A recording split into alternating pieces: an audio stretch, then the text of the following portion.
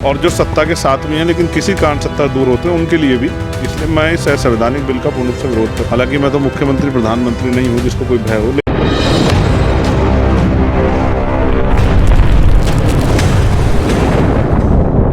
देखिए, पूरे उत्तर प्रदेश के 18 मंडलों में अस्तित्व बचाओ भाईचारा बनाओ प्रभुजन सम्मेलन आज़ाद समाज पार्टी काशीराम के नेतृत्व में हुआ है, जिसमें इन वर्गों के पढ़े लिखे बुद्धिजीवी, रिटायर कर्मचारी, डॉक्टर, इंजीनियर, IAS, IPS, वकील, जज, प्रोफेसर, चिंतक, पत्रकार तमाम साथियों को बुला के, पूर्व प्रधान, पूर्व जिला पंचायत सदस्य, पूर्व विधायक, पूर्व सांसदों को बुलाकर महापुरुषों का आंदोलन, बाबा साहब अम्बेडकर, माननीय काशीराम साहब का आंदोलन कैसे जो है आगे बढ़े, कैसे ये जागरूक हो, इसके लिए प्रयास किया जा रहा है। और ये 13वां सम्मेलन था, सहारनपुर से शुरू हुआ था और आज 13वां सम्मेलन था। एक सम्मेलन हमारा बीच में जो प्रयागराज का था वो नहीं हो पाया था। इसलिए नहीं हो पाया था क्योंकि मैंने उसको कैंसिल कर दिया था।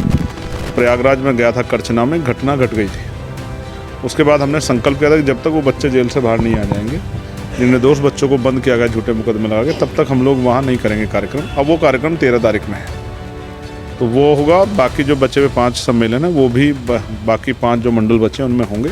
अंतिम कार्यक्रम अयोध्या में है और उसके बाद फिर 9 तारीख को, 9 अक्टूबर को भाईचारा बनाओ अस्तित्व बचाओ पिछड़ा वर्ग अधिकार सम्मेलन लखनऊ में है 9 अक्टूबर को। इस तरह से कार्यक्रम अब लगातार तीसरे पंचायत चुनाव और उसके बाद उत्तर प्रदेश के विधानसभा चुनाव तक चलेंगे।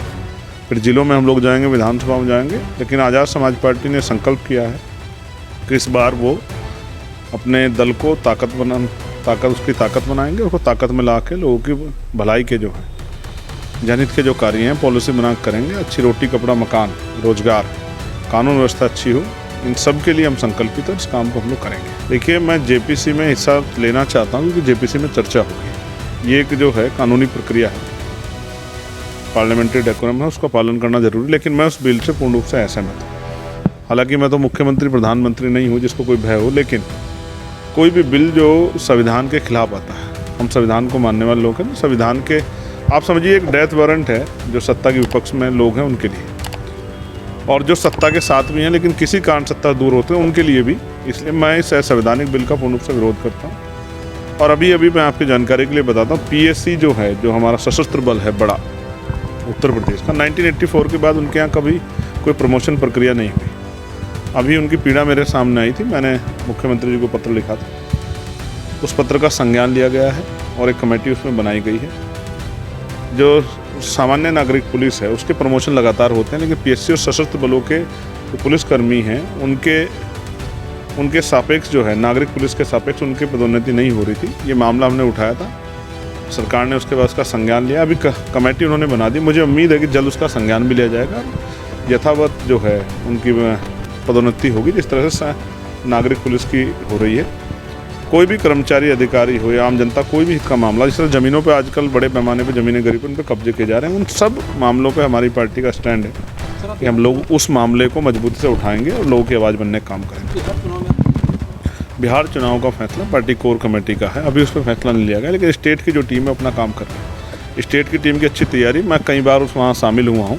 उनका कई सीटों पे बहुत मजबूत उनकी दावेदारी। उम्मीद है कि आज़ाद समाज पार्टी वहाँ एक बड़ी पार्टी बनेगी और इस बार पिछली बार जो कमी रह गई थी 2020 में, उस कमी को भी दूर करके आज़ाद समाज पार्टी के MLA इस बार वहाँ जीतेंगे। नहीं, आपने गलत सुना है। आर्थिक आधार पर कोई जनगणना नहीं होती। जनगणना के आर्थिक आंकड़े भी जारी होने चाहिए। इससे पता लगे कि देश में साधन संसाधनों में कौन लोग काबिज है, किसके पास ट्रैक्टर है, किसके पास बस है, किसके पास 4 पहिया गाड़ी, किसके पास ट्रेन है, किसके पास हवाई जहाज है, किसके पास हेलीकॉप्टर है, किसके पास कौन ऐसा है जिसके पास बड़े बड़े बंगले हैं, कौन ऐसा जिसके अकाउंट बहुत पैसे हैं, कौन ऐसा जिसके पास इंडस्ट्री है, कौन ऐसा जिस पर ज़मीन है। ये सारे जारी होने चाहिए, तभी तो पता लगेगा कि भाई पॉलिसी किन लोगों के लिए बनानी है, वो लोग कहाँ रहते हैं, उनकी संख्या क्या है, किस जात के हैं, किस वर्ग को ज़्यादा लाभ देना है।